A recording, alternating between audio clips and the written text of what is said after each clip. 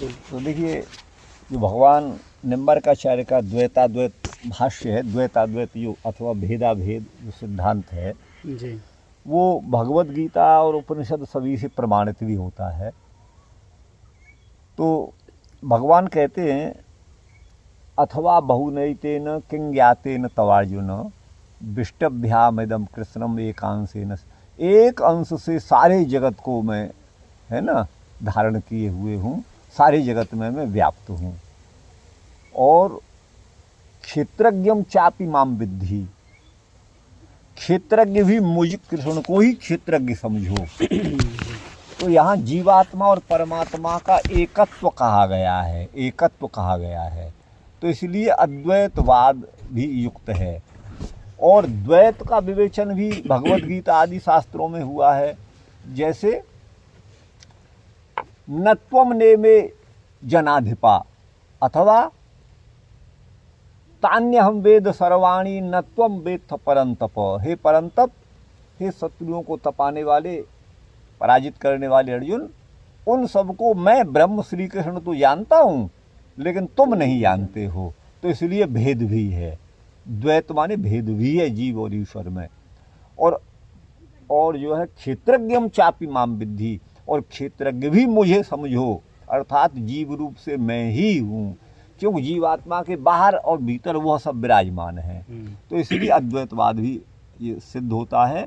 तो इसी को लेकर के द्वैत परक श्रुति और अद्वैत परक श्रुतियों को लेकर के भगवान निम्बर्काचार्य का जो सिद्धांत है वो द्वैताद्वैतवाद है, माने भेदाभेद है। अब यहाँ प्रश्न ये भी एक उपस्थित होता है, जैसे शब्द और अर्थ एक हैं, क्योंकि जो शब्द है उसका अर्थ भी तो उसी में है। और शब्द और अर्थ को भिन्न और अभिन्न दोनों रूप में महाकवि कालिदास ने भी माना है। आपने रघुवंश महाकाव्य का प्रथम सर्ग का प्रथम पद्य पढ़ा होगा, सुना होगा।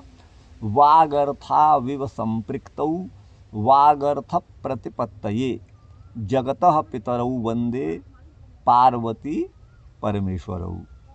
तो कहते हैं भगवान शंकर और भगवती पार्वती, इन दोनों को जो जगत के माता पिता हैं उनकी मैं वंदना करता हूँ। जगतः पितरौ वंदे, वो कौन है जगत के माता पिता? तो पार्वती परमेश्वरौ।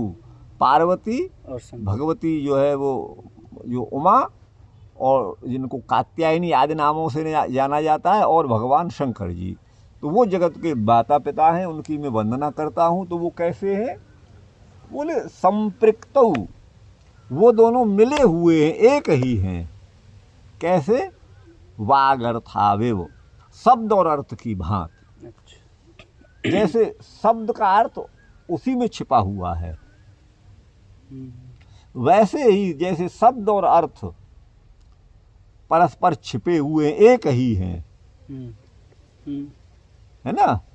तो वैसे ही पार्वती और परमेश्वर भी दोनों संपृक्त माने मिले हुए हैं। और मिले हुए होने के साथ साथ ही आगे उसका अर्थ है वागर्थ प्रतिपत्ति, माने शब्द अर्थ के प्रतिपत्ति ज्ञान के लिए, सिद्धि के लिए। मुझे शब्द और अर्थ की सिद्धि हो, ज्ञान हो, इसलिए जगत के माता पिता भगवान शंकर और भगवती पार्वती जो जगत के माता पिता हैं उनको मैं उनको प्रणाम करता हूँ। इसका दूसरा अर्थ और होता है, शब्द और अर्थ, वाग और अर्थ, वाक माने वाणी, वाणी माने शब्द, शब्द और अर्थ संपृक्त माने मिले हुए हैं। ठीक उसी तरह से जैसे पार्वती और परमेश्वर मिले हुए हैं, और दूसरा अर्थ भगवान शंकर और भगवान श्री कृष्ण जैसे मिले हुए हैं। तो बोले श्री कृष्ण का यहाँ नाम कहाँ से आ गया? तो देखिए, जगतः पितरौ, जगत के माता पिता कौन है? तो बोले पार्वती परमेश्वरौ। पार्वतीम पाति रक्षति इति पार्वतीपः शिवः, पार्वतीप रमेश्वरौ, रमायाः लक्ष्म्याः ईश्वरः विष्णु अथवा श्रीकृष्णः, रमेश्वरः श्रीकृष्णः, पार्वतीपः शिवः। तो पार्वतीपश्चासौ रमेश्वरश्च इति पार्वती परमेश्वरौ। पार्वतीप माने भगवान शिव और भगवान कृष्ण जैसे दोनों एक ही हैं, मिले हुए हैं, भिन्न होते हुए भी अभिन्न हैं। ये दोनों भिन्न भी हैं और अभिन्न भी हैं। वैसे ही शब्द और अर्थ भिन्न भी है और अभिन्न भी है। मैं इनकी वंदना करता हूँ। तो अब यहाँ पर शब्द और अर्थ की भांति मिले हुए कौन है? भगवान शंकर और भगवान श्री कृष्ण, अथवा जो है भगवती पार्वती और भगवान शंकर, ये नित्य ही मिले हुए हैं। संपृक्त माने नित्य मिलित हो जी। अच्छा, तो अब ये मिले हुए हैं शब्द अर्थ भी उसी तरह से है। तो शब्द और अर्थ मिले हुए एक होने के साथ साथ एक दूसरे से पृथक भी हैं। और वो पृथक कैसे हैं? जैसे हमने कहा अग्नि, तो अग्नि कहने से हमारे मुख में दाह की प्राप्ति नहीं हुई, मुख जला नहीं। लेकिन अग्नि का जो अर्थ है दहकता हुआ अंगारा, वो तो जला देगा, लेकिन शब्द जो अग्नि है वो नहीं जला रहा है। इसलिए शब्द में और अर्थ में भेद है, शब्द और अर्थ में भेद है। तो अब यहाँ विचार करना है कि भगवान शंकर और भगवान श्री कृष्ण अथवा पार्वती और शंकर महेश्वर, इन दोनों में भेद वास्तविक है अथवा अभेद वास्तविक है, ये विचार करना है। अब जैसे एक तो इसलिए है, हमने कहा जलम आहर, जल लाओ, तो व्यक्ति जल को ही लाएगा। वो व्यक्ति जो है दंड को नहीं लाएगा, गाय को नहीं लाएगा, ईंट पत्थर को नहीं, जल को ही लाएगा। तो जल पद से जल का ही बोध होता है, हमको अन्य पशु पक्षी आदि का नहीं। इसलिए शब्द और अर्थ एक हैं, वहाँ पर एकत्व है, तभी तो उसका बोध होगा। उन दोनों का तादात्म्य है, तादात्म्य माने अभेद संबंध। तो अब यहाँ पर विचार ये करना है, क्या उसी तरह जिस तरह से भगवान शंकर और पार्वती एक हैं, संपृक्त माने मिले हुए हैं, अर्थात उनमें अभेद है, यूँ कहिएगा, तो क्या वास्तव में जीव और ब्रह्म में उस तरह का अभेद है? क्या जीव और ब्रह्म में अभेद वास्तविक है या भेद वास्तविक है? ये प्रश्न उपस्थित होता है। तो हम शब्द और अर्थ की दृष्टि से देखते हैं तो शब्द तो मुख में उच्चरित हुआ, मुख के द्वारा, और श्रवण के द्वारा वो गृहीत हुआ। लेकिन शब्द से, अग्नि शब्द का उच्चारण से मुख में दाह नहीं हुआ, लेकिन अग्नि का अर्थ जो दहकता हुआ अंगारा, उसका स्पर्श करने से हमको उष्णत्व बाधित करता है, हमको जलाता है, लेकिन शब्द नहीं जलाता। तो इसलिए ये भिन्न है। और इनका जो अभेद है, वो जो है अभेद जो है वो अध्यस्त है, अर्थात इन दोनों का अभेद अवास्तविक है। वास्तव में तो इनमें भेद ही है। यदि अभेद नहीं मानेंगे तो जल पद का उच्चारण करने से जल का बोध नहीं होगा, अग्नि के उच्चारण से अग्नि का बोध नहीं होगा। इसलिए तो अभेद मानना पड़ता है। जो वैसे ही पार्वती और परमेश्वर, वैसे ही शब्द और अर्थ में भी जो है अभेद है, लेकिन वास्तव में इनमें भेद ही है। तो अग्नि कहने से मुख नहीं जल रहा, बर्फ कहने से, तुषार कहने से मुख ठंडा नहीं हो रहा, ठीक है ना। इसलिए इसमें वास्तविक तो भेद ही है। वैसे ही यहाँ पर जो जीवात्मा और परमात्मा हैं, इन दोनों, मैं अपना दृष्टिकोण दे रहा हूँ, मैं भगवान निम्बार्काचार्य का नहीं दे रहा हूँ, मैं अपनी बात यहाँ पर कह रहा हूँ। मैं उस भगवान निम्बार्काचार्य के सिद्धांत को इस रूप में समझा हूँ, मैं वो बात बता रहा हूँ। वैसे ही वास्तव में जो भगवान परब्रह्म परमात्मा श्री कृष्णचंद्र हैं और सामान्य जीव अस्मदादिक हैं, हम आप सभी जो जीव हैं, इनमें वास्तव में तो भेद ही है। और अभेद तो ये जाति के अभिप्राय से है, क्योंकि चित्त शक्ति दोनों में है। जैसे चेतन परमात्मा है, जीव भी चेतन है। चेतन सहज अमल सुख राशि, ईश्वर अंश जीव अविनाशी। जैसे परमात्मा अविनाशी हैं, परमात्मा अज हैं, जिनका कभी जन्म नहीं होता, मृत्यु नहीं होती। जीवात्मा का भी जन्म नहीं होता, मृत्यु नहीं होती। जन्म और मृत्यु तो जीवात्मा संबंधी शरीर के होते हैं, देह के होते हैं। मूल जो जीवात्मा है वो न जायते न म्रियते कदाचित, नायम भूत्वा भविता वान, तो वो तो जीवात्मा है। तो ये जो है परमात्मा का और जीव का जो एकत्व है वो जाति के अभिप्राय से है और उनकी स्थिति के अभिप्राय से है। सदा सदा से परमात्मा की तीनों कालों में स्थिति रहती है, उपस्थिति रहती है। जीवात्मा का भी उसी तरह कभी भी किसी काल में अभाव नहीं होता। इसीलिए इन दोनों का एकत्व है और जाति के अभिप्राय से भी इनका एकत्व है।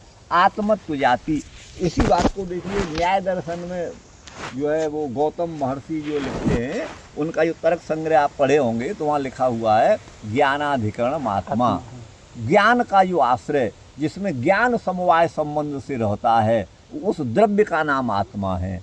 क्यों जो है वो गुण जो है वो द्रव्य में रहते हैं, तो ज्ञान का अधिकरण ही, यद्यपि जो है ज्ञान शब्द का प्रयोग गुण के रूप में भी, क्योंकि बुद्धिर ज्ञानम उपलब्धिर इत्यनर्थांतरम ये गौतम महर्षि का जो है सूत्र है, ये न्याय दर्शन का सूत्र है। माने उपलब्धि और बुद्धि है ना, और एक शब्द मैंने अभी क्या कहा, देखो वही तो ये जो है एक ही अर्थ है, उपलब्धि और बुद्धि और ज्ञान ये तीनों एक ही हैं, ये अर्थांतर नहीं है। ज्ञान बुद्धि और ये एक ही चीज़ है।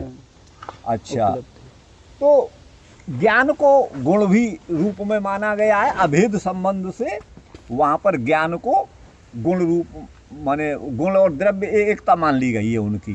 तो इस रूप में वस्तुतः ज्ञान अगर एक गुण है तो गुण किसी द्रव्य में ही रहते हैं और वो आत्मा नामक द्रव्य में रहते हैं। ज्ञान जो गुण है वो है। अब देखिए प्रत्येक जीवात्मा चाहे जिस योनि में है उसे अपने जीवन को किस तरह चलाना है ये ज्ञान रहता है। चूहे को भी ज्ञान है कि मुझे मनुष्य से बच के रहना पड़ेगा, छिप के रहना पड़ेगा। आप देखिए जंगल में उत्पन्न होने वाले खरगोश इत्यादि को अपने जीवन का ज्ञान होता है, मुझे क्या खाना है क्या नहीं खाना है, किस तरह से छिपना है, किस तरह से भाग। ये चिड़िया को भी ज्ञान, सबको अपना अपना ज्ञान रहता है। अब मनुष्य योनि में उस ज्ञान का विकास है और ये मनुष्य योनि जो है परमात्मा के साक्षात करने का अधिकार भी इसी योनि को है, क्योंकि इसमें ज्ञान का प्राधान्य है। तो ये सभी योनियों में इसको श्रेष्ठ माना गया है। इस बात को भागवत जी में बताया गया, जीवा श्रेष्ठा यह जीवानाम ततः प्राण, इस तरह से वहाँ पर बताया गया है श्रीमद् भागवत में। तो जीवात्मा और परमात्मा को जो एक बताया गया है वो आत्मत्व जाति की दृष्टि से बताया गया है और उनका अभेद तो अध्यस्त है, माने अवास्तविक है। वास्तव में तो जीवात्मा और परमात्मा में भेद ही है, जैसे शब्द और अर्थ में वास्तविक भेद ही है। अन्यथा तो अभेद होता, वास्तविक अभेद होता तो अग्नि कहने से मुख में दाह होना चाहिए था, रसगोलक शब्द का उच्चारण करने से मुख में माधुर्य होना चाहिए था, लेकिन ऐसा नहीं होता। इसका मतलब वो अवास्तविक है, आरोपित है, आरोपित है, वो वास्तविक नहीं है। तो वो वस्तुतः अभेद जो है वो अवास्तविक है, वास्तविक तो भेद ही है। यदि वास्तव में अभेद होता जीवात्मा और परमात्मा में तब क्या होता, फिर तो किसी को दुखी होना ही नहीं चाहिए, क्योंकि परमात्मा का जो स्वरूप लक्षण है वो सत्य चित्त और आनंद स्वरूप है। तो वेदांत दर्शन में आप आगे पढ़ेंगे आनंदमयो अभ्यासात, वह परमात्मा आनंद स्वरूप है। यदि जीव भी वही परमात्मा ही है तब तो फिर ये जो है दुखत्रय हो ही नहीं सकते, आध्यात्मिक आदि भौतिक ये सब दुख हमको हो नहीं सकते। तो इसलिए लेकिन हमको सुख दुख प्रतीत होते हैं, हमको अपूर्णता अपने में दिखाई देती है, हमको भय भी प्राप्त होता है, तो हमको संसार के जो भी कर्म हैं उनका प्रभाव हमारे ऊपर पड़ता है, लेकिन परमात्मा पर ये सब परमात्मा को प्रभावित नहीं करते। इसलिए वास्तविक तो भेद ही है, और अभेद होता तब तो भगवान के भजन की जरूरत ही क्या है, हम खुद ही भगवान हैं। ऐसा मेरा अपना मानना है। मैं द्वैताद्वैत की व्याख्या इस तरह से करता हूँ। और वस्तुतः द्वैत में अभी जैसे मैंने कहा, द्वैत में चाहे तो आप जीव ब्रह्म को, द्वैत का मतलब है द्वयोर भावः द्विता, और द्विता एव द्वैतम। द्वि शब्द से तस्य भावस्त्वतलौ से तल प्रत्यय किया, और तलंतम स्त्रियाम, ये सूत्र है लिंगानुशासन का। तलंत, तल प्रत्यांत शब्द स्त्रीलिंग में होते हैं, तो तल प्रत्यय से टाप प्रत्यय किया तो द्विता बन जाएगा, और द्विता से स्वार्थ में अण करेंगे तो द्वैत आदि वृद्धि होकर बन जाएगा। तो द्वैत का अर्थ होता है दो की सत्ता, दो की उपस्थिति, तभी द्वैत शब्द बनता है। और न द्वैतम इति अद्वैतम, जहाँ दो की सत्ता का निषेध है वहाँ उसे अद्वैत कहेंगे। तो वस्तुतः अद्वैत शब्द दो से भिन्न और दो के समीपवर्ती जो एक और तीन उनका वाचक है। अद्वैत का अर्थ सामान्यतया लोग एक ही करते हैं, लेकिन जिस रूप में अद्वैत का अर्थ एक है उसी रूप में तीन अर्थ भी अद्वैत का होता है। कोई भी ऐसा जो है नियामक तथ्य नहीं है जिससे हम कह सकें कि अद्वैत शब्द का एक ही अर्थ है। यदि एक ही अर्थ होता तब तो अद्वैत कहने की जरूरत क्या थी, एक ही कह देते। द्विशब्द को लो, द्विशब्द के साथ नए समास करिए, द्विशब्द से तल प्रत्यय करके द्विता बनाइए और फिर द्वैत बनाइए, फिर द्वैत शब्द का नए समास करिए, न द्वैतम इति अद्वैतम। तो ये बड़ा प्राणायाम करने की जरूरत क्या थी, एक कहने से काम चल रहा है। इसलिए अद्वैत पद जो है वो जिस रूप में एक तत्व को कहता है उसी रूप में वो तीन का भी वाचक है। तो जहाँ तक अद्वैत का प्रकरण है, एक अर्थ समझकर हमें अपनी बुद्धि को संकुचित नहीं करना चाहिए। देखिए, यत् शब्दाः तदस्माकं प्रमाणम, शब्द प्रमाण का वयम। भगवान पतंजलि महाभाष्य में लिखते हैं हम शब्द प्रमाणक हैं, शब्द को प्रमाण मानने वाले हैं। और शब्द का अर्थ जो है इसी दर्शन में, वेदांत दर्शन में वेद भी आया है, तो हम वेद को प्रमाण मानने वाले हैं। तो वेद में तो देखिए माया को त्रिगुणात्मिका बताया, बहुवी प्रजा, बहुत सारी प्रजा को उत्पन्न करने वाली, स्वरूप अपनी प्रजा को। तो प्रकृति क्या है, जड़ है, तो प्रकृति अपने रूप अनुरूप जड़ शरीरों को उत्पन्न करती है। 84 लाख योनियों का जो भी शरीर है वो जड़ है। तो स्वरूपा जो वेद कह रहा है वो हमें इस लोक में दिखाई दे रहा है, क्योंकि जीवात्मा के इस देह से निकल जाने पर यह शरीर जड़ ही तो रहता है और अब भी जड़ है। लेकिन रथ जड़ होते हुए भी अश्व के संयोग से वो चलता हुआ प्रतीत चलता ही है। वैसे ही यह देह भी उस जीवात्मा के चैतन्य से चेतन जैसा प्रतीत हो रहा है, इसमें क्रियाएं हो रही हैं, बाकी तो ये जड़ ही है। तो ये जड़ता, ये जो अगर ब्रह्म ही जगत बन गया जगत रूप में, तो उस ब्रह्म का चैतन्य क्यों विलुप्त हुआ? यदि ब्रह्म का चैतन्य, चेतन धर्म उससे विलुप्त हुआ, परमात्मा का सत्यम ज्ञानम अनंतम ये धर्म विलुप्त हो गए, तो गुण के लुप्त होने पर तो गुणी का ही अस्तित्व समाप्त हो जाता है, फिर तो परमात्मा ही नहीं रहेंगे। और यदि यह जगत परमात्मा ही जगत के रूप में बन गए, ये मेरा अपना विचार है, परमात्मा ही जगत रूप में बन गए, तो फिर इस जगत को फिर जो है पारमार्थिक ही कहना चाहिए। फिर शंकराचार्य जी क्यों कहते हैं ये तो व्यवहार सत्ता है, ये पारमार्थिक। वही शंकराचार्य जी से हमने प्रश्न किया तो बोले व्यवहार में तो द्वैत है ही। वो बोले भाई ये जगत जो बनाया वो वास्तविक है, ये मिथ्या नहीं है। इसको मिथ्या का अर्थ आप नश्वर कहें या अस्थाई कहें तो उस मायने में तो मिथ्या आप कह सकते हो, लेकिन मिथ्या का अर्थ ये कहें कि जगत है ही नहीं तो ये बात नहीं मानी जा सकती। क्योंकि जब है ही नहीं तो फिर भगवान ने जगत बनाया जन्माद्यस्यत, फिर तो ये कहना ही बेकार हो गया, फिर तो शास्त्र का प्रारंभ ही असत्य से हुआ माना जाएगा। इसलिए जगत है और परमात्मा का कार्य मिथ्या नहीं होता। मिथ्या हमारा आपका हो सकता है, बेकार के कार्यों में हम लग जाएं, लेकिन भगवान का कार्य ऐसा नहीं है। तो ये जगत सत्य है और ब्रह्म भी सत्य है, जगत भी सत्य है। और देखिए स्वयं शंकराचार्य जी ने एक जगह जो है इस जगत के व्यवहार को परमार्थ कहा है। हमारे पास उद्धृत है, आपको दिखा देंगे हम। तो और जगत को सभी आचार्य प्राकृत कहते हैं। प्राकृत ये प्रकृति का विकार है। और देखिए भगवान निम्बार्काचार्य ने तो अप्राकृतम प्राकृत रूपकंच काल स्वरूपम तद चेतनम मतम माया प्रधानादिपद प्रवाच्यम शुक्लादि भेदाश्च समेपि तत्र। अब यहाँ देख लीजिए, तो यहाँ जो है जड़ पदार्थ के यहाँ रूप बता दिए। क्या बता दिए? कि जो है अपराकृतम, वो भी माने अप्राकृत क्या है, जो प्रकृति का परिणाम नहीं है। हाँ। ऐसा जो गोलोक आदि धाम है वो अप्राकृत हैं। और प्राकृतम हम जहाँ रह रहे हैं, माने यहाँ तक ब्रह्मलोक पर्यंत वो जो प्राकृत है प्रकृति का परिणाम है। अप्राकृतम प्राकृत रूपकंच। और तीसरा जो जड़ है वो काल स्वरूपम, काल रूप है, समय है। ये जो अचेतन है, ये अपराकृत और प्राकृत और काल, इनको अचेतन पदार्थ माना है। तद अचेतनम मतम।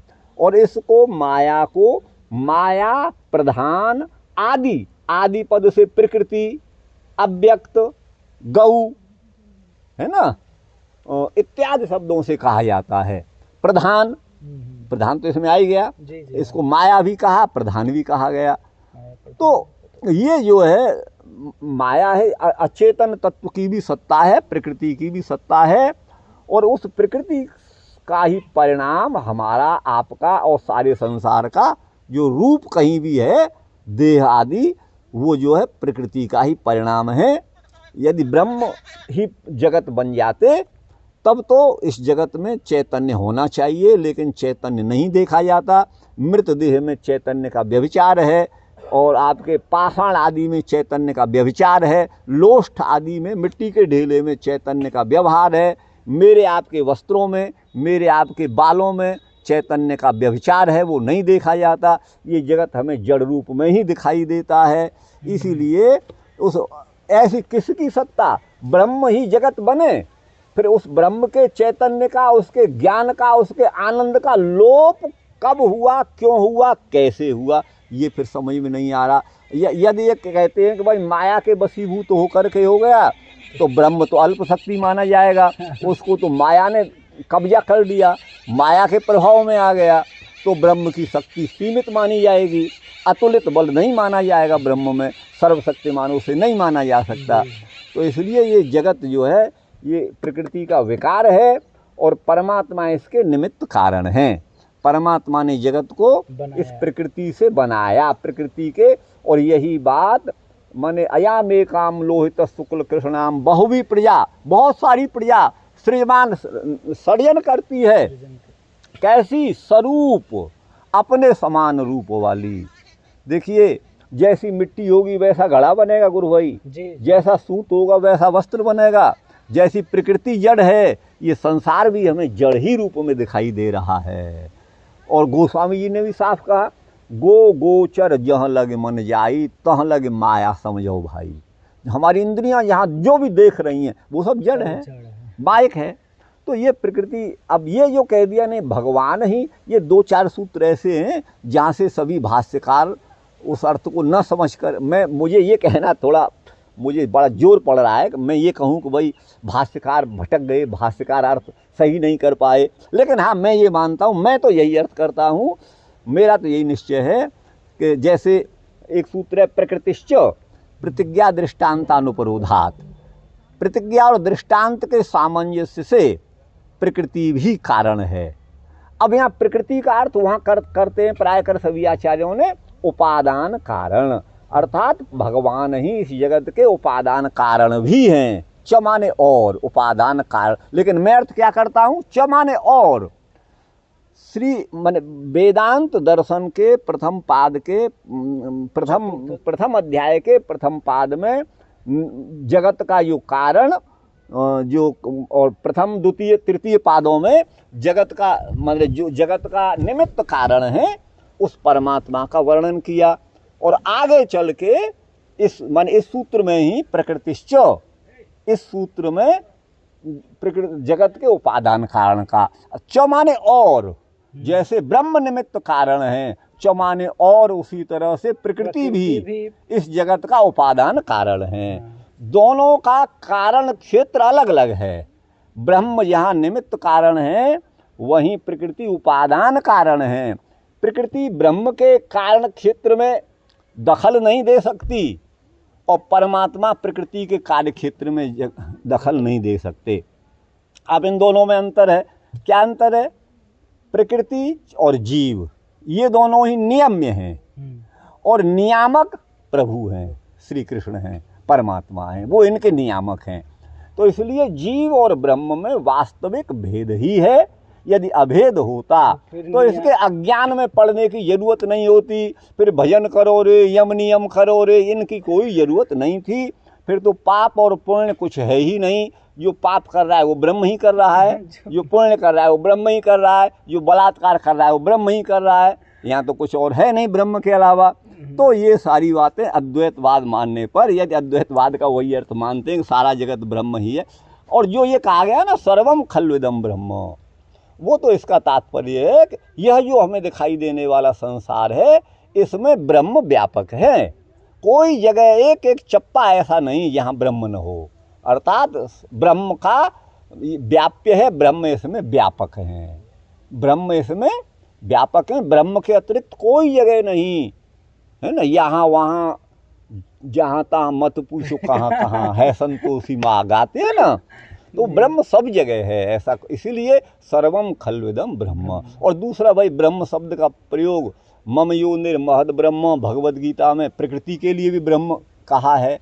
तो सर्वम खल्विदम ब्रह्म यह सब प्राकृत है, ये अर्थ आप करिएगा, है ना। और ब्रह्म का अर्थ आप बड़ा भी होता है, ब्रह्म क्या ना आत्मा भी होता है, ब्रह्म का अर्थ देह भी होता है। कर्म ब्रह्मोद्भवम विद्धि, है ना। केशव काश्मीरी भट्टाचार्य कहते हैं भाई ब्रह्म से शरीर, ब्रह्म माने शरीर से उत्पन्न होता है कर्म, कर्म ब्रह्मोद्भवम, कर्म ब्रह्म से उत्पन्न है, तो शरीर से ही कर्म होता है। ये बिना शरीर के तो कोई कर्म होता नहीं है। तो इसलिए ब्रह्म का अर्थ शरीर भी है। तो ब्रह्म शब्द, ब्रह्म माने बात। एक बात और बता दे, मैं तुम्हें एक बात बता रहा हूँ भाई, मेरी बात सुनो। अच्छा। तो ब्रह्म माने बात आपको बता दो, ये महाभारत में ब्रह्म पद का प्रयोग बात अर्थ में भी हुआ है। अच्छा। हाँ, बताना अर्थ में भी हुआ है। और तो ये अनेक अर्थों में ब्रह्म शब्द है। अब किस अर्थ, किस शब्द, ब्रह्म माने ब्राह्मण, और ब्रह्म माने परब्रह्म, ब्रह्म माने वेद, ब्रह्म माने वेद। अब कौन अर्थ कहाँ लिया जाएगा तो वो उस प्रकरण के अनुसार लिया जाता है। और सर्वम खल्विदम ब्रह्म, ये सब ब्रह्म है तो मैं भी ब्रह्म, आप भी ब्रह्म। फिर तो पुण्य पाप कुछ है नहीं, जो भी कुछ करो मत करो। तो फिर तो वहाँ कोई भी क्रिया की जरूरत है ही नहीं है, जब ब्रह्म ही ब्रह्म है। लेकिन चूक जीव ब्रह्म नहीं है, जीव ब्रह्म हो नहीं सकता। इसीलिए जीव ब्रह्म, इसीलिए जो है हम अज्ञान में, प्रकृति के बंधन में पड़ जाते हैं और हम सुख दुख आदि के चक्कर में पड़ते हैं। और बस हम ब्रह्म ही होते तब तो फिर हम अज्ञान हमको कैसे दबा लेता, फिर हमको दुख कैसे हो जाते, ये नहीं होने चाहिए थे। तो मैं तो द्वैताद्वैत का और भेदा भेद जीव ब्रह्म इसका ऐसा अर्थ करता हूँ। ऐसा मेरा अपना विचार है, मैं आपको बता दूँ। तो अब भगवान निम्बार्काचार्य भाई, अब देखिए इसमें आप पढ़ेंगे ही आगे वेदांत शास्त्र, किसको तो वो द्वैत कह रहे हैं और किसको अद्वैत कह रहे हैं। लेकिन इतना जरूर है कि अद्वैत का केवल एक अर्थ मानना ये भ्रामक है, भ्रांति, अज्ञान है। ब्रह्म तो जैसे अद्वैत का अर्थ एक है, वैसे तीन अर्थ भी हैं। तो केवल शंकराचार्य जी का अगर अद्वैतवाद है तब तो वो प्रकृति को त्रिगुणात्मिका मानते हैं शंकराचार्य जी। तो फिर वो उसकी सत्ता तो हो गई ना, उसको जड़ मानते हैं तो उसकी सत्ता हो गई ना। और फिर उसको वेद भगवान अया कह रहा है, अयाम एकाम लोहित, तो वो अया माने जन्म नहीं, तो वो भी शाश्वत सत्ता उसकी हो गई। लेकिन महाप्रलय में वो सुसुप्त पड़ी रहती है, अपने मूल रूप में रहती है, तीनों गुणों का साम्य रहता है। जीव भी जो है निश्चेष्ट महाप्रलय में पड़े रहते हैं, उनका भी कोई देह आदि से संबंध नहीं होता है और सब परमात्मा के अंतर्गत होते हैं। इसीलिए महाप्रलय के बारे में कहा वेद भगवान में, हिरण्यगर्भ समवर्तताग्रे भूतस्य जातः पतिरेक रासीत। देखिए हिरण्यगर्भ, हिरण्यम गर्भे यस्य स हिरण्यगर्भ। हिरण्य माने प्रकृति, ध्यान दीजिए, हिरण्य माने सोना होता है, हिरण्य माने प्रकृति है जिसके गर्भ में वो परब्रह्म परमात्मा अग्रे सृष्टि के आदि में अवर्तत विद्यमान था। हिरण्यगर्भ समवर्तताग्रे, अग्रे किसके अग्रे, आगे, तो बोले सृष्टि से पहले, महाप्रलय की अवस्था में। तो बोले कौन है भैया वो, तो बोले भूतस्य जातः। यहाँ जो है समष्टि के अभिप्राय से एक वचन कहा है, जाति के अभिप्राय से भूतस्य, भूतस्य का अर्थ है भूतानाम, वह सारे प्राणियों का एकमात्र पति है। यदि केवल ब्रह्म के अलावा कोई दूसरी सत्ता नहीं होती तो वो किसके पति हैं, जबकि साफ कहा है कि भूतस्य जातः पतिरेक राशित, वह भूतस्य माने जितना प्राणी वर्ग है, जीव वर्ग है, उनका वह स्वामी है, परम ब्रह्म परमात्मा। तो द्वैत सिद्ध हो रहा है यहाँ बिल्कुल। वो किसके पति होंगे? तभी तो स्व स्वामी भाव होगा, द्वैत होगा, तभी तो प्रभु और सेवक होंगे। बिल्कुल बिल्कुल। पति सदाधार पृथ्वीम, आगे का मंत्र है, उस परमात्मा ने इस पृथ्वी को धारण किए हुए हैं, परमात्मा ही इसको धारण करने वाले हैं। द्याम द्विलोक को भी वही धारण किए हुए हैं। उते माम, और जो भी कुछ है सबको धारण करने वाले वही हैं। कस्मई देवाय हविषा विधेम, ये पूरा मंत्र है। तो कस्मई माने सुख स्वरूपाय, कम माने जल, क माने ब्रह्मा, और कम कह माने कौन, और कम माने सुख, कम माने कल्याण, अनेक अर्थक है। तो कस्मई माने कल्याण स्वरूपाय, उस आनंद स्वरूप परमात्मा के लिए हविषा माने भक्ति योग के द्वारा हम यजन करते हैं, अर्थात भक्ति भाव से उस परमात्मा का पूजन करते हैं, जो कस्मई माने सुख स्वरूप है, आनंद स्वरूप है।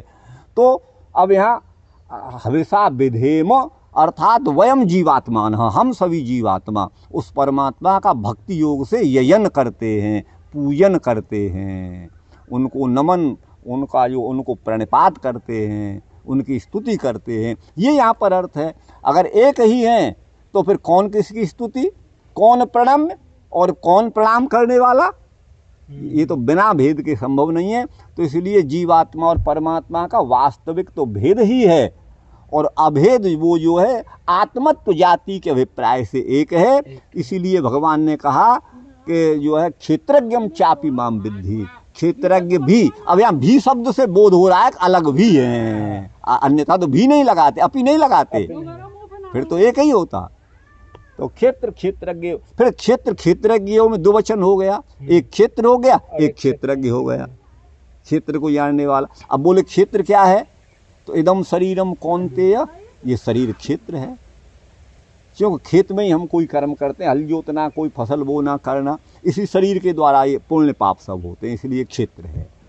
तो ये बहुत सारी बातें आज इतना ही रहने देते हैं। तो मैंने अपनी दृष्टि से द्वैताद्वैत अथवा अद्वैत का, ये इसमें दोष भी हो सकते हैं, मैं ये नहीं कहता हूँ मैं सर्वज्ञ हूँ, लेकिन मैं जो समझता हूँ बिना संप्रदाय के चश्मे के, तो शास्त्र के विरोध में, माने वेद के विरोध में नहीं जा सकता, उपनिषदों के विरोध में नहीं जा सकता, दर्शनों के विरोध में नहीं जा सकता, गीता जी के विरोध में नहीं जा सकता। और जो मुझे अच्छा लगता है, जो मुझे उचित समझता है, जो थोड़ा सा व्याकरण का ज्ञान है, थोड़ा साहित्य का, उस ज्ञान के आधार पर जो समझता हूँ वो मैंने कहा है, और यही सत्य है, इसके अलावा कुछ है नहीं, ये मैं नहीं कह सकता, ये मैं नहीं कह सकता। क्योंकि जो हरि अनंत हरि कथा अनंता, ये मैं अपनी बुद्धि बल जहाँ तक मेरी पहुँच है मैं वही कहता हूँ, मेरा कोई दावा नहीं है। और न मेरा ये प्रयोजन है कि मैं किसी के मत का खंडन करके कोई प्रसिद्धि पाऊँ। मैं भी एक छोटा सा जिज्ञासु हूँ, जैसे आप हैं या और लोग हैं, वैसे मैं भी एक हूँ। और वो तो इतना अनंत है प्रभु, उसको समझना तो बहुत कठिन है वही हमारे आप सबके लिए। तो इसलिए जो मैं समझता हूँ वो कहता हूँ, बिना संप्रदाय के चश्मे के कहता हूँ। और जैसा मेरा आदर भाव अपनी संप्रदाय पे तो है ही, भगवान निम्बार्क का, वैसे अन्य आचार्यों को भी मैं आदर की ही दृष्टि से देखता हूँ। लेकिन यहाँ खंडन की बात आती है तो फिर, या फिर मैं किसी को भी भाई वेद के अनुसार। अच्छा, अब देखिए इन आचार्यों का सबसे बड़ा, मुझे उसे मैं दोष कहूँ तो मुझे लगता है कि मैं ज़्यादा बोल रहा हूँ, गलत कह रहा हूँ। मैं क्या कहूँ, मैं इतना कहूँगा कि ये जो आचार्य ये जो कहते हैं परस्पर, जो इनके मत हैं एक दूसरे से जो विरोधी मत हैं, इन सब के बारे में मैं ज़्यादा तो क्या कहूँ, बस इतना ही कहना चाहूँगा कि भाई ये फिर जो है आगे चल के इनमें अर्धनास्तिकता का दोष लगता है। अब देखिए किसी आचार्य से पूछो भारतीय दर्शनों की संख्या बताओ, तो 1 मिनट में कहेंगे 9 हैं भारतीय दर्शन। तो बोले कि इनका वर्गीकरण करो, तो बोले 6 आस्तिक दर्शन, 3 नास्तिक दर्शन। समझ गए ना? तो 6 आस्तिक दर्शनों में कौन है? आस्तिक कौन है? जो वेदानुकूल है, वो आस्तिक दर्शन है। नास्तिक दर्शन कौन है? जो वेद विरोधी हैं, वेद के प्रतिकूल हैं, वो जो है नास्तिक दर्शन है। ये बहुत सीधी सी बात है। वो जैन बौद्ध और चार्वाक हैं, आप समझिएगा, जो ईश्वर की सत्ता को, वेद को उस रूप में नहीं मानते, वो जो है नास्तिक दर्शन है। यदि ये 6 दर्शन माने न्याय दर्शन आस्तिक दर्शन है, सांख्य दर्शन आस्तिक दर्शन है, और 6 दर्शन यदि आस्तिक दर्शन है, तो फिर इनका खंडन करने की माने सोच कैसे लिया आचार्यों ने। जैसा कि जो सांख्य का खंडन करते हैं, न्याय का खंडन करते हैं, सभी आचार्यों ने किया है अपने अपने सिद्धांत में। तो फिर यहाँ तो अर्धनास्तिकता का दोष लगता है, मुझे ऐसा लगता है। तुम एक दर्शन को जो आस्तिक दर्शन भी कह रहे हो और दूसरी तरफ उसका खंडन भी कर रहे हो, तो मेरा जो अर्थ होता है वो न्याय दर्शन के भी अनुकूल होगा और सांख्य दर्शन के भी अनुरूप होना चाहिए। मैं कोशिश करता हूँ सांख्य का भी खंडन नहीं होना चाहिए, क्योंकि भगवान स्वयं कहते हैं सिद्धा नाम कपिलो मुनि और यत सांख्य प्राप्यते। ये कितनी जगह सांख्य का एकम सांख्यम च योगम च, योग दर्शन की बात करते हैं। अब ये क्या पतंजलि को 2 कौड़ी का आदमी नहीं समझते, जो आचार्य अपने जब खंडन करने पे आते हैं। कपिल को कुछ नहीं समझते, कुछ भी नहीं है कपिल। और जो है वो उसी तरह से जो भी आचार्य हैं उनको फिर खंडन कर देते हैं, ये न्याय दर्शन को, वैशेषिक को। तो इनको भाई देखो, इनके कार्य क्षेत्र अलग अलग हैं। बहुत जरूरी नहीं है कि वैशेषिक दर्शन वही वर्णन करे जो वेदांत दर्शन में किया गया है। इसका प्रतिपाद्य विषय अलग है, वैशेषिक का अलग है, न्याय का अलग है, और उनमें समानता है। तो न्याय और वैशेषिक ये दोनों भाई भाई हैं। सांख्य और योग में कुछ समता है, ये दोनों भाई भाई हैं। और उत्तर मीमांसा पूर्व मीमांसा ये गुरु चेला के दोनों की है, व्यास जी और जैमिनी की। इनमें कुछ वो है तो इनको एक ग्रुप में रखा गया है। तो ये सब बातें हैं। तो भाई हम तो अगर किसी का खंडन करते हैं कि नहीं प्रकृति उपादान कारण नहीं है, तब तो न्याय का भी विरोध हो गया, वैशेष्य का भी विरोध हो गया और सांख्य का भी विरोध हो गया। फिर तो हम अर्धनास्तिकता हमारे ऊपर मरने से कोई रोक नहीं सकता। इसलिए मैं तो भाई ऐसा ही अर्थ करता हूँ मेरी बुद्धि में यही बैठा है, और मेरी गलती हो तो भगवान से क्षमा प्रार्थना करता हूँ भाई, अगर मैं ऐसा, अब मेरी बुद्धि को वो बदलने, बाकी ये है बस आज इतना है। चलिए ठीक है, राधे राधे। कितना हो गया?